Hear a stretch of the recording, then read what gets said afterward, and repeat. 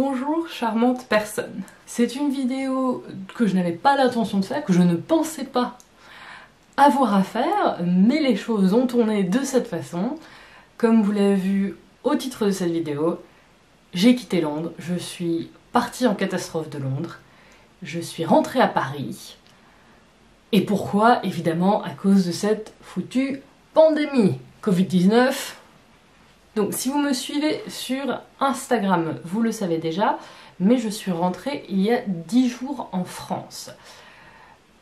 Pourquoi? On va reprendre un petit peu ce qu'il s'est passé. Donc pour un peu de contexte, et pour peut-être ceux d'entre vous qui ne me connaissent pas ou qui n'étaient pas au fait des derniers rebondissements, je suis française, j'étais en stage à Londres. Je devais faire mon stage de 6 mois, vers la mi-janvier jusqu'à vers la mi-juillet.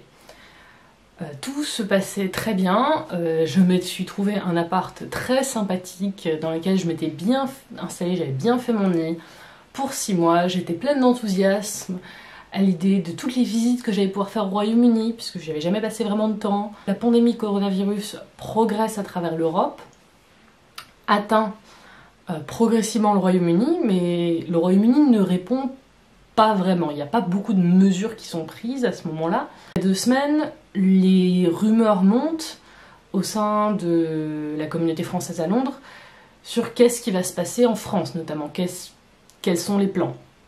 J'ai des collègues qui s'inquiètent, et notamment je parle à d'autres stagiaires français à Londres, et ce qui revient beaucoup, c'est que globalement les stagiaires français ont envie de se barrer, ont envie de rentrer en France. Ils se disent mais si de toute façon le Royaume-Uni à un moment donné passe en confinement à l'italienne, autant qu'on soit en France, et puis si la France commence à se fermer aussi, qu'est-ce qu'on fait?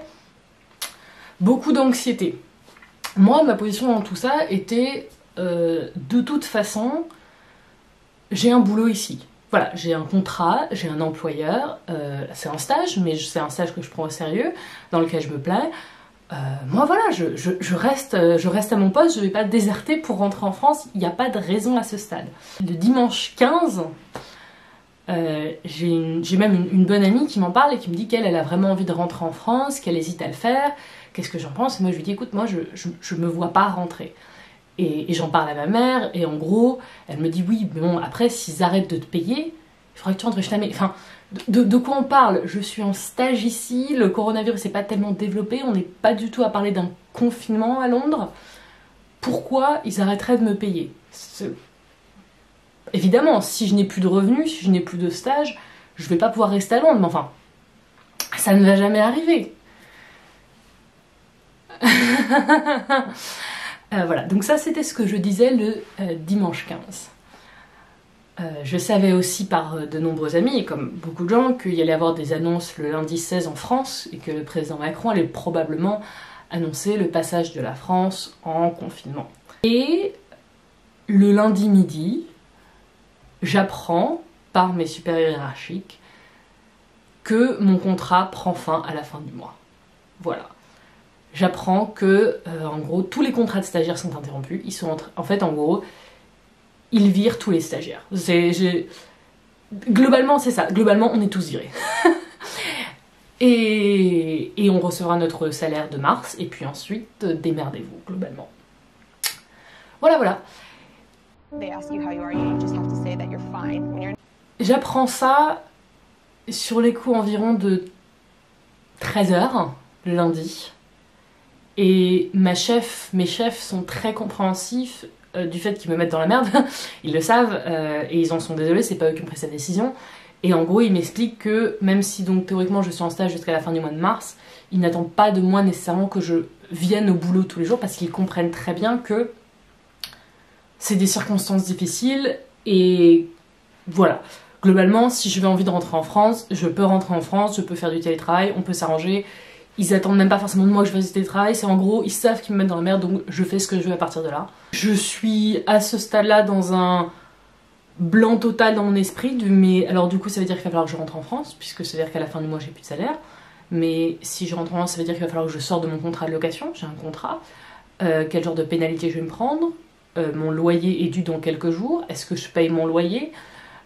J'ai aussi la question qui surgit de mais comment ça va se passer par rapport à mon université en France, puisque donc c'est mon semestre de fin de master, ça vaut des crédits. Donc qu'est-ce qui va se passer si j'ai pas mon stage? Comment je valide mon master en gros? Et j'ai la question qui brusquement s'impose à moi aussi du mais si la France ferme ce soir? On est lundi, il est 13 h, l'annonce du président va être à 20 h, et si à 20 h il annonce la fermeture des frontières de la France?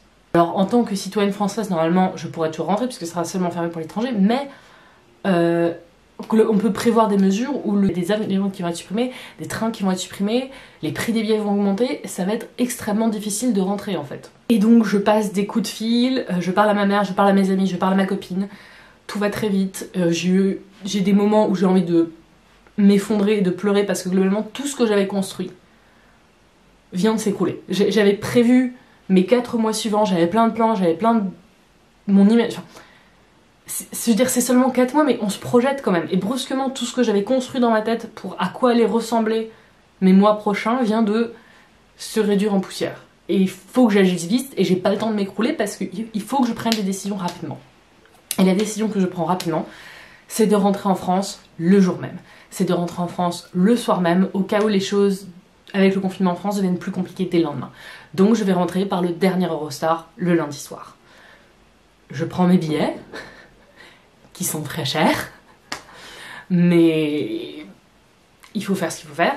J'envoie un message à mon propriétaire en lui disant « En fait, si je sors de mon contrat avant la fin, qu'est-ce qui se passe? Parce qu'en fait là, je voudrais partir maintenant. » Et là-dessus, j'engage le processus remballe ta vie. Globalement, voilà, j'avais amené suffisamment d'affaires, je m'étais construit un nid pour être bien pour 6 mois, j'avais des vêtements voilà, d'hiver, de printemps, d'été, j'avais des objets, j'avais tout un tas de choses. À ce stade, il est 13h30, 14h. Mon Eurostar est à 20h, donc ça veut dire qu'il faut que j'y sois là-bas à 19h. Donc ça veut dire qu'il faut que je parte de chez moi vers 18h30, voilà, pour être à la gare de King's Cross St Pancras. J'habite pas trop loin heureusement, mais donc ça veut quand même dire qu'il faut que je parte à 18h30. Donc j'ai 4h30, 5h pour ranger ma vie. Voilà. Je me suis vraiment dit des années de procrastination pour mes bagages, des années à faire mes bagages à la dernière minute, préparé à ce moment.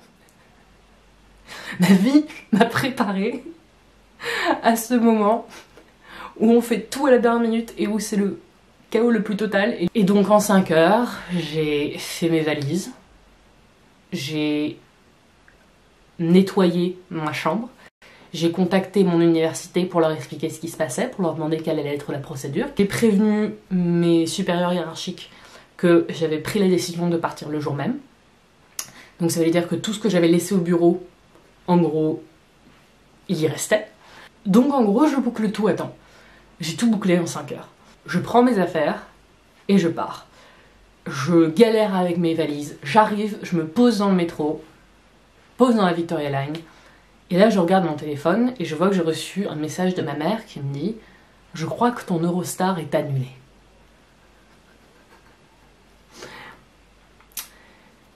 Et là je dis non. Je refuse. J'ai quitté mon appartement avec mes valises en laissant les clés à l'intérieur, puisque donc mes propriétaires n'avaient pas le temps, on n'avait pas le temps de s'arranger pour une remise des clés. J'ai déserté mon logement. J'ai pris toutes mes affaires, je les ai mis dans des valises, j'ai nettoyé, j'ai laissé ma clé à l'intérieur, je suis partie. J'ai laissé un mot pour une colocataire, mais je me suis barrée. J'ai déserté chez moi. Et on va m'annoncer que potentiellement, quand je vais arriver à la gare, je n'aurai pas de train. Il n'y a pas moyen. Je refuse.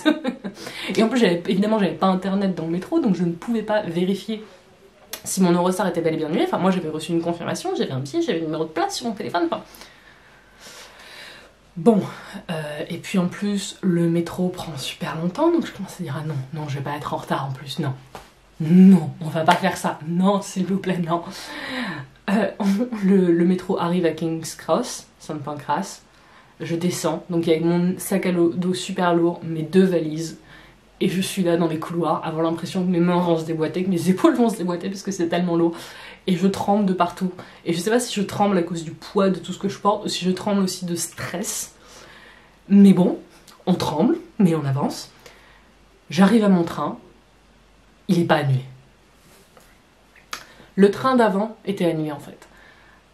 Ce jour-là, il y a eu plein d'annulations d'Eurostar, et comme je l'avais anticipé, dans les jours suivants, il y a eu énormément d'annulations d'Eurostar, énormément d'annulations d'avions. Je veux dire, à l'heure actuelle, encore aujourd'hui dans le monde, il y a énormément de Français qui sont dans plein d'endroits et qui sont coincés. J'ai été très privilégiée dans cette situation, je suis extrêmement privilégiée, et je le reconnais tout à fait. Mon Eurostar n'était pas annulé. Mais globalement, c'était la pagaille. J'ai passé les contrôles de sécurité, etc. Je récupère bien mon billet. Mon quai n'est pas annoncé. Je vois bien que le train d'avant est annulé. Et de toute évidence, il a vraiment été annulé à la dernière minute, puisque donc on est au-delà de la sécurité. Et il y a des gens à ce stade qui en fait étaient là pour le précédent train, le précédent Eurostar qui a été annulé, et qui se retrouvent là en disant mais qu'est-ce qu'ils font en fait? Et c'est blindé de gens. Et on sent vraiment, c'est tous les Français qui sont en train de rentrer en panique. On était tous là à se dire on rentre avant que la France ferme, avant que ça soit le bordel. Et moi j'étais là, mais ce matin je pensais que j'étais encore là pour 4 mois. À midi je pensais que j'étais encore là pour 4 mois, j'avais ma vie, j'avais mon appartement. Là, il est 7h, je suis dans une gare avec mes valises, avec toutes mes affaires, et je m'apprête à partir pour ne pas revenir. La vie est étrange des fois. Je monte dans mon train, j'envoie un message à la pote avec laquelle je parlais la veille. La pote qui la veille me disait qu'elle avait envie de rentrer en France, qu'elle savait pas, et moi je lui disais mais je vais pas rentrer moi. Donc je lui envoie un message pour lui dire hey, tu sais comme je te disais que j'allais pas rentrer, et ben en fait je suis dans un Eurostar là. Et là elle me répond mais moi aussi je suis dans un Eurostar. Donc évidemment elle était dans le même Eurostar que moi.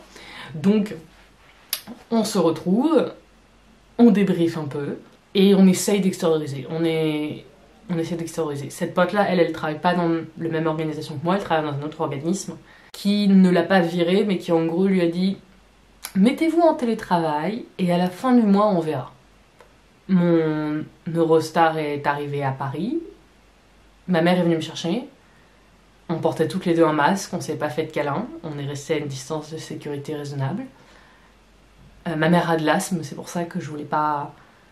Au cas où j'avais quoi que ce soit, le but c'était pas que je m'isole avec ma mère et que je risque de lui filer quelque chose. Ma mère me dépose dans le studio d'une amie qui n'est actuellement pas à Paris, une amie qui est rentrée dans sa famille. Et voilà. Voilà comment je suis rentrée de Londres en catastrophe. Je sais toujours pas comment je vais valider mon semestre. Je continue à bosser un petit peu en télétravail pour mon organisme, pour mon employeur jusqu'à la fin du mois. Et je sais pas ce que je vais faire après. De toute façon on est confiné, donc bon. Mais je sais que j'ai quand même été très chanceuse. Voilà, j'ai eu les moyens financiers de rentrer. J'ai eu un employeur compréhensif pour me laisser rentrer. Et je ne fais pas partie de tous ces gens qui sont bloqués partout dans le monde à l'heure actuelle et qui n'arrivent pas à rentrer.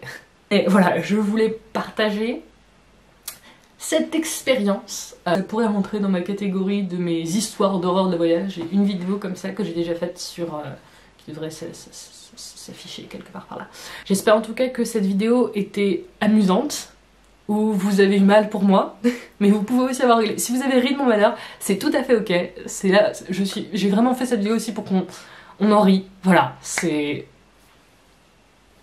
Vous pouvez rire de mon malheur, vous pouvez même rire dans les commentaires si vous voulez. Merci d'avoir regardé cette vidéo, vous pouvez me suivre sur les réseaux sociaux, sur Instagram en fait, les réseaux sociaux c'est juste Instagram. Mais si vous voulez voir un peu plus qu'est-ce que je fais pendant ma quarantaine, et je continue à poster des photos de Londres, du Royaume-Uni. Merci d'avoir regardé cette vidéo jusqu'au bout, bonne quarantaine à vous si vous regardez cette vidéo et que vous êtes encore en quarantaine. Si vous n'êtes pas en quarantaine au moment où vous regardez cette vidéo, j'espère que le nouveau monde va bien. Et j'espère que votre journée va bien. En tout cas, à la prochaine!